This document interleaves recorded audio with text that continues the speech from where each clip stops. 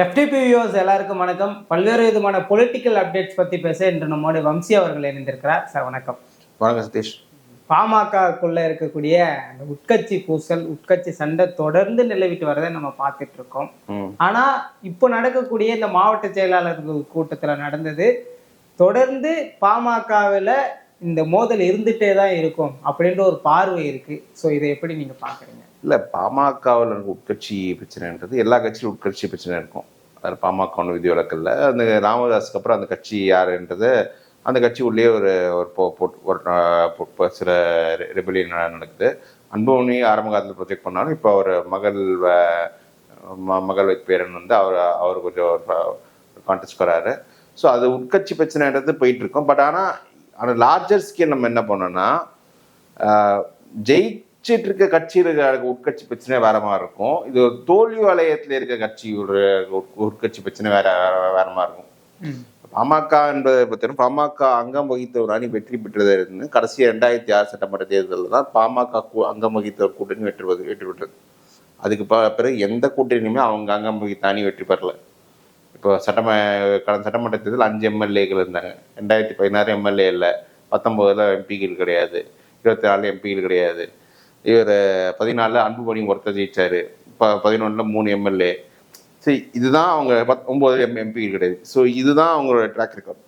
So இது உட்கட்சி பிரச்சனையை தாண்டி ஒரு வெற்றியை கொடுத்தா வேண்டும் என்ற கம்பல்ஷனும் பாமகவுக்கு இன்னைக்கு நிறைய இருக்கு. அன்புமணி அவர்களுடைய வலிமையை நிரூபிக்கக்கூடிய ஒரு இடமா இதை அவர் பயன்படுத்திக்கிறாரோ அப்படின்ற ஒரு பார்வை இல்ல. அன்புமணியோட வலிமை வந்து, அன்புமணி ஃபர்ஸ்ட் சில விஷயங்கள் ட்ரை பண்ணாரு. 2016 தனிச்சு தன்னை ப்ரொஜெக்ட் பண்ணி நின்று 5% ஓட்டு எடுத்தாரு. அது அவரோட லீடர்ஷிப். பட் அதுக்கப்புறம் அந்த 5%க்கான அரசியலை அவரால் செய்ய முடியல. தன்னை எஸ்டாப்ளிஷ் பண்ண முடியல, தன்னை அசெப்ட் பண்ணி, தன் லீடர்ஷிப் எங்கேயுமே அசெப்ட் பண்ணிக்க முடியல. அதனால இப்போ ஒரு ரிபலியன் உள்ள அன்புமணி கைக்கு அதிகாரம் வந்து நம்ம ஒன்றும் பெருசு வச்சு சாதிக்க முடியல என்ற அந்த ஒரு அதிருப்தி வந்து 2ஆம் கட்ட தலைமையில் இருக்கு. ராமதாஸ் அவர்களுடைய தற்போதைய மனநிலை என்னவாதான்? அவர் வந்து பாமகவுடைய கட்சி அரசியல் என்ன பார்க்கணும், ஒரு உட்கட்சி பிரச்சனையை பற்றியில் அவர் கட்சியை பொறுத்தவரை அவர் அனோபிஷியல் தெரியுது. அவர் 2024 அதிமுக கூட்டணி போகணும்னு திட்டமிட்டாலும், அன்புமணியும் அவர் இவங்க டிசைட் பண்ணி பாஜக கூட்டணியும் சேர்ந்தாங்க அப்படின்ற ஒரு பார்வை கொடுக்குது. அது அதான் சொல்றல. அப்போ வந்து இப்போ வந்து அந்த கட்சி ஏதோ ஒரு கரெக்டான அணியில எடுத்துட்டு போயிடணும் இல்லை. ஏன்னா அந்த ஒரு பாமக பொறுத்தவரை 99% அந்த வாக்கு வங்கி தக்க வச்சுட்டு வர்றாங்க. அவர் சண்பகாலமாக அந்த வாக்கு வங்கி குறைஞ்சிட்டு இருக்கு. இந்த வாக்கு வங்கி குறைஞ்சிட்டு இருக்க வாக்கு வங்கி மீண்டும் தன் பக்கம் கொண்டு வரணுன்றதுக்காக தான் அவர் சில யுக்திகள்ல எடுக்கிறாரு. எந்த அளவுக்கு அது கை கொடுக்கும் தெரியல. ஏன்னா 2024 அதிமுக பாஜகவும் தனித்தனியாக நிற்கும்போது அவருக்கு பார்கியன் இருந்தது. 2 சைடும் பேசினார். 2 பேரும் கூட்டணி வைக்கும்போது அவர் பார்கியனிங் கெப்பாசிட்டி மொத்தமாக இப்போ ஒரு பெரிய சிக்கல்ல மாட்டிச்சு. அதனால அவருக்கு பார்கியனே இல்லாத பொசிஷன் இருக்கு. அதனால்தான் அவர் வந்து இதை விட அவர் பெரிய பிரச்சனை வந்து திமுக அணியில அவர் இடம் இல்லை, அதிமுக அணியில் இடம் இருக்கு. பட் ஆனால் அவருக்கு பார்கெனிங் வேல்யூ இருக்கு, இடம் இல்லை. எடப்பாடி கொடுக்கறத வாங்கணும்ன்ற பொசிஷன் இருக்கு. ஸோ எடப்பாடி கிட்ட ஒரு கௌரவமான இடங்களை பெற்று வாங்கணும், இந்த ஒரு கம்பல்ஷன்ல இருக்காரு. 2024 தேர்தலில் பாஜக பாமக ஒரு பெரிய ஃபோர்ஸா பார்த்தாங்க. ஆனா இப்போ அந்த மனநிலை பாஜக மத்தியிலே மாறி இருக்கிறதா தானே நம்ம பார்க்கல. ரிசல்ட் தான் அரசியலை பொறுத்தவரைக்கும் வெற்றி பெற்றது தானே மரியாதை, வாக்கு நிரூபித்தது மரியாதை. இப்போ 10 இடங்கள் பாமக போட்டிட்டாங்க. அதுல ஒரே ஒரு இடம் திரும்ப சௌமியா அன்புமணி போட்டிட்டு தருமபுரி மட்டும் 2வது இடம் வந்தாங்க. மற்ற எல்லா இடத்தையுமே 3வது இடத்துல போறாங்க. கள்ளக்குறிச்சியில 4வது இடத்துல தள்ளப்படுறாங்க. அதனால நாம் தமிழருக்கு கம்மியா. இதே நீங்கள் பாஜக எடுத்துட்டீங்கன்னா 23 இடத்துல போட்டிட்டு கிட்டத்தட்ட 10 இடங்கள்ல 2வது இடம் வர்றாங்க பாஜக தாமரையில். ஸோ அப்படி இருக்கும்போது எங்க பாமகவுடைய செல்வாக்கு குறைஞ்சிருக்குன்ற ஒப்பீனியன் அவங்களுக்கே வந்துருச்சு. அது 10 இடங்கள் நம்ம குடித்தது வேஸ்ட் அப்படின்ற எண்ணம் வந்து, அதனால தான் பாமகவை பெருசாக அவங்க மதிக்கல. ஆனாலும் பாமக ஒரு வட மாவட்டத்தில் பாமக இல்லாமல் திமுக அணியை ஃபைட் பண்ண முடியாதுன்னு பாஜகவும் தெரியும், அதிமுகவும் தெரியும். சௌமியா அன்புமணி கள அரசியலில் ஈடுபட்டதை நம்ம 2024 தேர்தலுக்கு முன்பு பெரிதாக நம்ம பார்த்ததில்லை. ஆனா இப்போ வந்து அவங்க முழுமையா கள அரசியல்ல ஈடுபடுறாங்களா? இல்ல அதுதான் ரீசன் என்னன்னா, அவங்க வந்து அந்த கட்சியோட இனிஷியல் பிளான் அன்புமணி ப்ரொஜெக்ட் பண்றது. அன்புமணி 2016ல ப்ரொஜெக்ட் பண்ணி 5% எடுத்துட்டாங்க. அதுக்கப்புறம் அன்புமணியின் செயல்பாடுகள் கொஞ்சம் ஆக்டிவா இல்ல, கட்சியும் தொடர் தோல்வியில இருந்தால, இப்ப சௌமியா அன்புமணியும் களத்துக்கு வந்து அந்த அவங்க கொஞ்சம் வாக்குகள் பெற வேண்டிய ஒரு கம்பல்ஷன் இருக்காங்க. ஏன்னா என்ன சரி ராமதாஸ்ன்ற மீது இருக்க பார்வை வேற, அன்புமணி மீது பார்வை வேற.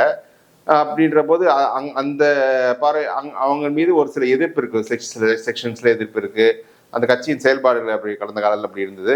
சில சில மாநில செக்ஷன்ல அவங்களுக்கு எதிர்ப்பு இருக்கிறதால அந்த எதிர்ப்பு சௌமியா அன்புமணிக்கு இருக்காது. சௌமியா அன்புமணி கொஞ்சம் கொஞ்சம் முன்னிறுத்தி சொல்றதால எல்லா செக்ஷன்ஸ்க்கும் அவங்க ஒரு ஒரு நன்மதிப்பு இருக்கும்னு அவங்க நினைக்கிறாங்க. பாமகவிலே முதல் கட்ட தலைவர்கள்ல குறிப்பா சொல்லணும்னா ஜி.கே. மணி அவர்களை சொல்லலாம். ஆனா ஜி.கே. மணி அவர்களே ஒரு சில விஷயங்கள் சொல்ல தயங்குறாரு. எதனால அப்படின்னு வந்து தெளிவாவே புரிய மாட்டேங்குது. எல்லாம் தோத்துட்டு இருக்க கட்சியில பிரச்சனை வரத்தான் செய்யும். அவங்க வந்து அவங்க அன்புமணி அவர் டேர்ம்ஸ் நடத்த பாக்குறாரு, ராமதாஸ் அவர் டேர்ம்ஸ் நடத்த பாக்குறாரு, சௌமியா அன்புமணி அவங்க டேர்ம்ஸ் நடத்த பாக்குறாங்க. இதுக்கப்புறம் அந்த ராமதாஸ் மகள் வைத்து பேர் என்ன முகுந்தன் அவரும் ஒரு டேர்ம்ஸ் நடத்த போயிட்டு. ஸோ கான்ஃபிளிக்டட் இன்ட்ரெஸ்ட் இருக்கு இதுல. அந்த கட்சி தோத்துட்டு இருக்கிறதால எதுவும் பெருசா இல்லை. So G K. மணி போன்ற தலைவர்கள்லாம் ஆரம்ப காலத்துல வந்தவங்க. அவங்களால அந்த கட்சிக்கு எதிராக ஓப்பனா ஸ்டாண்ட் எடுக்க முடியல. இந்த கான்ஃபிளிக்ட் ஒரு கன்ஃபியூஷன்ல அவங்க இருக்காங்க. ஒருவேளை அதிமுக பாஜக கூட்டணியில அங்கம் வகிக்காத போது பாமக நாம் தமிழர்ன்ற ஒரு கூட்டணி திறக்கப்படலாம் ட்ரை பண்றாங்க. பட் ஆனா அவங்க ட்ரை பண்றது என்னன்னா, அதிமுக கிட்ட சீட்டு வாங்கணும்னா ஒரு பார்கெனிங் இது வேணும். பார்கெனிங் ஆப்ஷன் இல்லாம போனா எடப்பாடி கம்மியா சீட்டு கொடுத்து டிச் பண்ணதான் பார்ப்பாரு. நிச்சயமா. அப்படின்னு என்ன பார்கெனிங் அவங்க வந்து திமுக கூட்டணி வர வாய்ப்பு இருக்கு அங்கங்க பேசுனேன். இதெல்லாம் புட்டின் ஸ்லோட்டட் நியூஸ் தான். எடப்பாடி உறுதியா நம்பர் திமுக வந்து பாமக கூட்டணி சேர்த்துக்காரு. எடப்பாடி உறுதியா நம்பர் 2021 இதுதான் இருந்தாரு. திமுக இருக்கும் சிலர் வைத்து பேச வைக்கிறாங்க அமைச்சர் வச்சு. பட் ஸ்டாலினும் அதுக்கான ஸ்பேஸ் கொடுக்கல. அவர் வந்து விசிகேவோட அதுதான் அவரோட அணியில் இருக்காங்க. வட மாவட்டத்தில் அவங்க காம்பினேஷன் கரெக்டா இருக்கு. இவருக்கு வந்து அதிமுக சேரணும். பட் அதிமுக பேசுறதுக்கு பார்கெயின் வேணுமே அப்படின்றதுக்காக தான் சீமானு விஜய்ன்ற அந்த ஒரு ப்ரொஜெக்ஷன் கொடுக்குறாங்க. பட் எடப்பாடி எந்த அளவுக்கு அதுக்கு அசைஞ்சு கொடுக்குறாருன்றத பொறுத்து தான் பார்க்கணும். தாவேக்கா பொறுத்த வரைக்கும் ஒருவேளை பாமகவை தன்வசப்படுத்தினா அவங்களுக்கு பெரிய ஒரு வாய்ப்பா இருக்கும்ல இந்த தேர்தல் 2026. தாவேக்காவை பொறுத்தவரை முதல்ல அவங்க தனித்து நின்று, ஆனா அவங்களோட மெரிட் என்னன்னா மற்ற கட்சிகளுமா இல்லை மாற்றம் வேணும் ஒரு கோஷத்துல வருங்க. அப்படி இருக்கும்போது அதிமுக கடந்த காலத்துல கூட்டணி வைத்து பாமக கூட்டணி சேர்த்துட்டு அவங்க என்ன மாற்றத்தை கொடுக்க போறாங்க? அவங்க 234 தொகுதியிலும் போட்டியிடதான் சரி. அது மட்டும் இல்ல, தாவேக்கா வாக்கு வங்கி நிரூபிக்கப்படாத ஒரு கட்சியுடன் எப்படி பாமக அவங்க கூட்டணி அவங்க பாமக டால்குலேயே இருப்பாங்க, தாவேக்கா ஒத்துப்பாங்களான்னு தெரியல. அதுலேயே பெரிய கன்ஃபியூஷன்ஸ் வரும். இவங்கெல்லாம் இந்த அதிமுக கிட்ட பார்கெயின் பண்றதுக்கு ஒரு ஒரு ஆப்ஷனை தான் யூஸ் பண்றாங்க. பட் ஆனா அதிமுக கிட்ட எந்த விஷயம் பார்கெயின் கொடுக்கணும்னு கூட அவங்க இன்னும் ரியலைஸ் பண்ணல. இதுக்கெல்லாம் எடப்பாடி அசரமாட்டது நான். அன்புமணி அவர்களுக்கு மீண்டும் ராஜ்யசபா கிடைக்க பெறணும்னா அதுக்குள்ள கூட்டணியை வந்து தக்க வச்சுக்கணும், கூட்டணியை உறுதி செய்யணும் அப்படின்ற ஒரு பார்வை. இல்லை, அது ராஜ்யசபான்றது ஒரு ட்ராப்பு. அவர் வந்து அதுல வந்து நீங்க ராஜ்யசபா ஆசைப்பட்டு நீங்க போயிட்டீங்கன்னா அப்ப வந்து அந்த மக்கள் மத்தியிலே எடப்பாடி தான் ராஜ்யசபா கொடுத்தாருன்ற மாதிரி வந்துடும். நாளைக்கு வந்து நீங்க 26ல கூட்டணி போனோம்னா இவங்க ராஜ்யசபா வாங்கிட்டு ஏமாத்துறாங்கன்ற அந்த கிளைம் வந்து அது வந்து உங்களுக்கு எதிராக நெகட்டிவா போகும். ஆல்ரெடி 1 இயர் பெரிய அளவுக்கு அதிமுக போயிட்டு இருக்கு, எடப்பாடி தலைமை ஏற்று போயிட்டு இருக்கு. இப்போ அது இன்னும் கூடுதல் இவங்களை அன்புமணி மீது ஒரு மிஸ்ட்ரஸ்ட் வந்து அந்த ஓட்டர்ஸ் பத்தி நல்லா வந்துடும். பட் அவரும் அதுக்கு ட்ரை பண்றாரா அப்படின்னு எனக்கு தெரியல. பாமக எல்லாமே கூட அந்த ராஜ்யசபா அதிமுக கிடைச்சிடும். ஆனா இதையெல்லாம் வச்சு பார்க்கும்போது இன்னைக்கு ஏடிஎம்கே ஒரு பெரிய ஃபோர்ஸா நிரூபிச்சுட்டாங்க அப்படின்ற ஒரு பார்வை தானே இருக்கு. அதுதான் சொல்றேன், அதிமுக பாஜக கூட்டணி என்பது அந்த 2வது இடம் 1-2 யாருன்றது அது கன்ஃபார்ம் பண்ணிச்சு.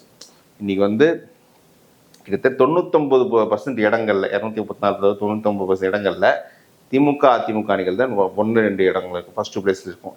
எந்த அணி ஃபர்ஸ்ட் எந்த அணி செகண்ட் அப்புறம் இந்த 2 அணிகள் தான் ஃபர்ஸ்ட் அண்ட் செகண்ட் பிளேஸ் இருக்க போகுது. 99% சீட்ஸ் இந்த கூட்டணி அமைப்பதால் எடப்பாடி அதை கன்ஃபார்ம் பண்ணிட்டார்.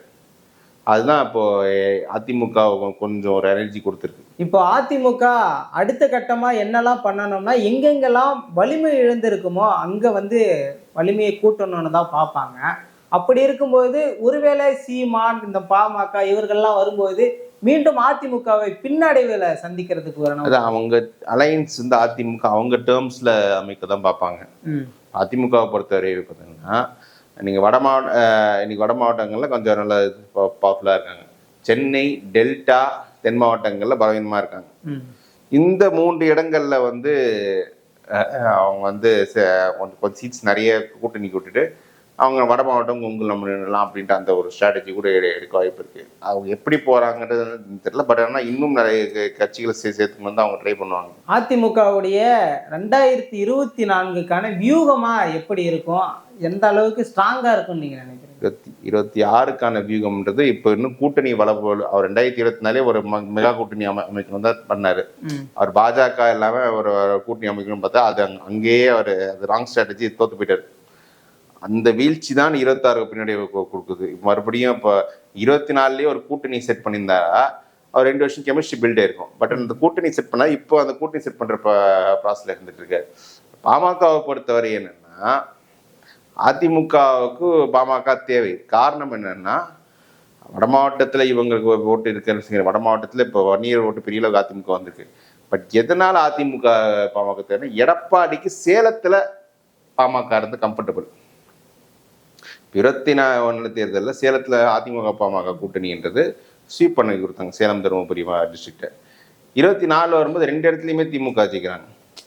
ஸோ தன்னோட சொந்த மாவட்டத்தில் பாமக இல்லைன்னா திமுக சில பவர்ஃபுல்லான கேண்டிடேட்ஸை போட்டு ஜெயிச்சிருவாங்கன்ற அந்த ஒரு சிக்கல் எடப்பாடி இருக்கு.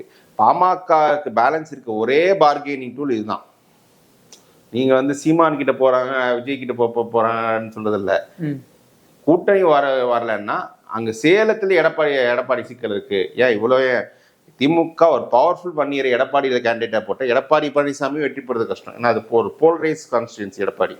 நீங்க கள்ளக்குறிச்சி அந்த பகுதி வந்தால் உங்களுக்கு தெரியும் அங்க எப்படின்னு. அங்க வந்து சேலத்துல அந்த மாதிரி போலரைசேஷன் அதிகமா இருக்க இடங்கள்ல பாமக கூட்டணி இருந்தா எடப்பாடி சேஃப். அவர் மற்ற பகுதிகள் நிம்மதியா பிரச்சாரம் பண்ணிட்டு வரலாம்.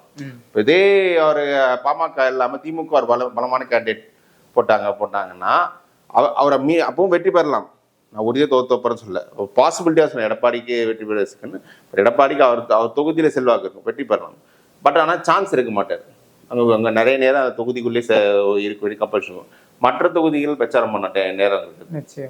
அங்கே சிக்கல். போன வாட்டி ஓபிஎஸ்க்கு இந்த சிக்கல் தான் இருந்துச்சு. ஓபிஎஸ் வந்து தென் மாவட்டம் முழுக்க நான் பிரச்சாரம் பண்ணி என்னோட ஆளுமையை கட்டணும்னு பிளான் பண்ணியிருந்தாரு. ஆனால் எப்போ தங்கத்தமிழ்ச்சரன் போட்டியில் கண்டெஸ்ட் பண்ணணும்னு வந்தாருன்னா அவர் வந்து சான்ஸ் எடுக்கல. எப்படியா இருந்து நம்ம தோற்றக்கூடாது அப்படின்னு கடுமையாக உழைச்சா பிரச்சாரம் நல்லா பண்ணார். இறுதியில் வெற்றி பெற்றார். பட் ஆனால் நீங்கள் தேனி அந்த ஒரு தொகுதி மற்ற தொகுதி எல்லாமே திமுக ஜெயிச்சிருக்கு. இப்படி தான் வந்து அந்த தலைவர்கள் அங்கே லாக் பண்ணுறதுக்கான ஒரு ஸ்ட்ராட்டஜி ஒன்று இருக்குது. அதுதான் பண்ணுவாங்க. அதுக்கு தான் இப்போ அந்த ஒரு த்ரெட்டு வந்துடக்கூடாதுக்காக பாமகவை கூட்டணியில் வேணும்னு நினைப்பாரு. பட் பாமக என்ன நினைக்கிறாங்கன்னா அதுக்கு வந்து எங்களுக்கு 25-30 சீட்டு கொடுங்க அப்படின்ற அந்த மாதிரி டிமாண்ட் வைக்கிறாங்க. இவங்க வந்து பார்கெயின். ஏன்னா சேலம் தருமபுரியை தவிர பாமக பெரிய அளவுக்கு அதிமுக வெற்றிக்கு கான்ட்ரிபியூட் பண்ணலை. பட் சேலம் தருமபுரியில் அந்த அணி ஸ்ட்ராங்கா இருக்கு. 16 தொகுதியில் இப்போ கூட 12 தொகுதி மேலே உறுதியா இருக்கணும். அதுக்குண்டான சீட்ஸ் தான் நான் கொடுக்க முடியும்னு இவர்கள். ஸோ அதுதான் இப்போ பாமகவுக்கு அதிமுக சிக்கல். ஒருவேளை பாஜக அதிமுக கூட்டணி அமையலைன்னா பாமக வந்து ஹெவியா பார்கெயின் பண்ணியிருப்பாங்க.